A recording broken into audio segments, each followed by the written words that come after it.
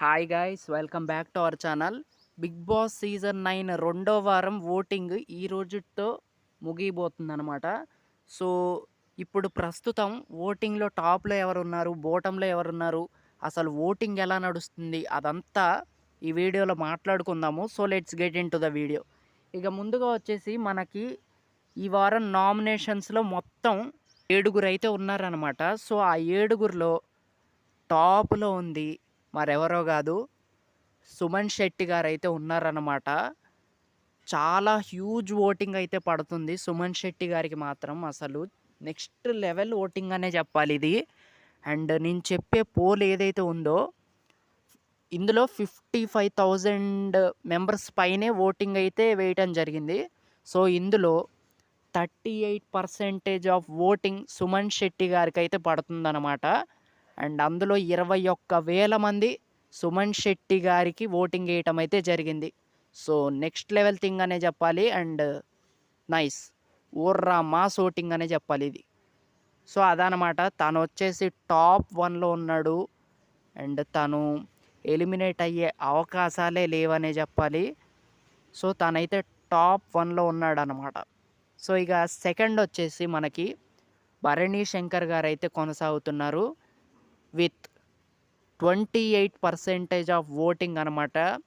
So next level thing అనే చెప్పాలి ఇది కూడా. అండ్ వీళ్ళిద్దరి మధ్య చాలా హ్యూజ్ ఓటింగ్ అయితే జరుగుతుంది.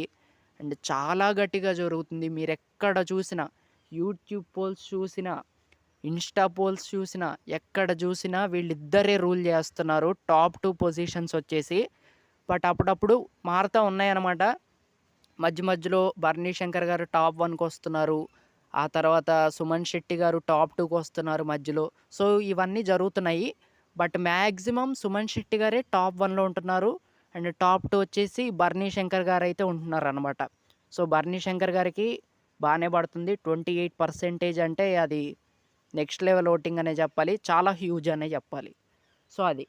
ఇక నెక్స్ట్ వచ్చేసి ఇది షాకింగ్ థింగ్ అబ్బా, ఫ్లోరా సైని గారు ఉన్నారు థర్డ్ ప్లేస్లో. సో నిజంగా నాకైతే టూ గుడ్ అనిపించింది. ఎందుకంటే తనని ఈ ప్లేస్లో పెట్టింది ఆడియన్సే అనమాట. ఓటింగ్ వేసింది మాత్రం true hard core Bigg Boss lovers అనమాట. అండ్ చాలామంది ఏమనుకుంటున్నారంటే ఈ సీజన్లో ఆడియన్స్ కొంతమందిని పంపించడానికి ఇంకొకళ్ళకి ఓటింగ్ వేయటం అయితే జరుగుతుందన్నమాట. సో ఆ ప్రకారంగా ఫ్లోరా సైని గారికి చాలా గట్టిగా వేస్తున్నారు. తనని సేవ్ చేయాలని చాలామంది అనుకుంటున్నారు అనమాట. సో ఫ్లోరా సైని గారికి 8% ఆఫ్ ఓటింగ్ అయితే నమోదవుతుంది. సో ఇదన్నమాట. సో ఇక నెక్స్ట్ వచ్చేసి డెమోన్ పవన్ అయితే ఉన్నాడు. సేమ్ 8% ఆఫ్ ఓటింగ్ అయితే వస్తుంది తనకు కూడా. సో ఇద్దరికీ సమానంగా పడుతుంది. సో బట్ ఓట్స్ ప్రకారంగా చూసుకుంటే ఫ్లోరా సైని గారు ముందున్నారు. సో అదనమాట పాయింట్. సో ఇక నెక్స్ట్ వచ్చేసి ఎవరున్నారు అంటే హరీష్ గారు అయితే ఉన్నారనమాట with 7% of voting. So yeah, తనైతే ఉన్నాడు 7% ఆఫ్ ఓటింగ్తో. అండ్ నాగార్జున గారు చెప్పాక కొంచెం బిహేవియర్లో కొంచెం చేంజెస్ అయితే వచ్చాయి, చాలా బాగున్నాడు అనే చెప్పాలి. కొంతమందితో పోలిస్తే హరీష్ చాలా మంచి గేమర్ అనే చెప్పాలి. సో తనైతే ఏమో చెప్పలేము. ఒకవేళ ఈ వారం తను సెల్ఫ్ ఎలిమినేషన్ చేసుకుంటే తను వెళ్ళిపోవచ్చు, లేకపోతే లేదు. అండ్ ఈ వారం డబల్ ఎలిమినేషన్ అంటున్నారు. సో మరి డబల్ ఎలిమినేషన్ చేస్తే మాత్రం ఖచ్చితంగా కామనర్స్ నుంచి ఇద్దరు వెళ్ళిపోతారు. సో అదనమాట. సో ఇక నెక్స్ట్ ప్లేస్లో ఉంది మరెవరో కాదు, the one and only Priya గారు అనమాట. సో ప్రియా శెట్టి గారు ఎంతంటే 7% ఆఫ్ ఓటింగ్. సో చాలా బాగా వేస్తున్నారు, చాలామంది ఫ్యాన్స్ అయితే ఉన్నారు తినకి. సో నేను ఎందుకు చెప్తున్నానో మీకు అర్థమయ్యి ఉంటుంది, కామెంట్ చేయండి. సో అదనమాట.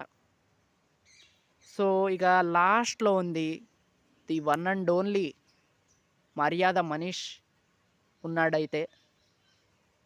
సో తనకి 5% ఆఫ్ ఓటింగ్ అయితే నమోదవుతుంది. ఎలాగంటే ఒక 100%లో 5% ఆఫ్ ఓటింగ్ అయితే పడుతుందన్నమాట. సో దీన్ని బట్టి మీరు చూసుకుంటే లాస్ట్ ముగ్గురులో ఇద్దరైతే వెళ్ళిపోతారు నాకు తెలిసి. ముగ్గురులో ఖచ్చితంగా ఒకళ్ళు వెళ్ళిపోబోతున్నారు ఈ వారం.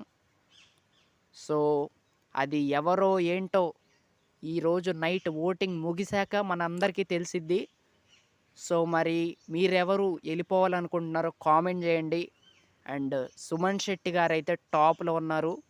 బాటంలో వచ్చేసి మర్యాద మనీష్ అయితే ఉన్నాడు. సో అదనమాట.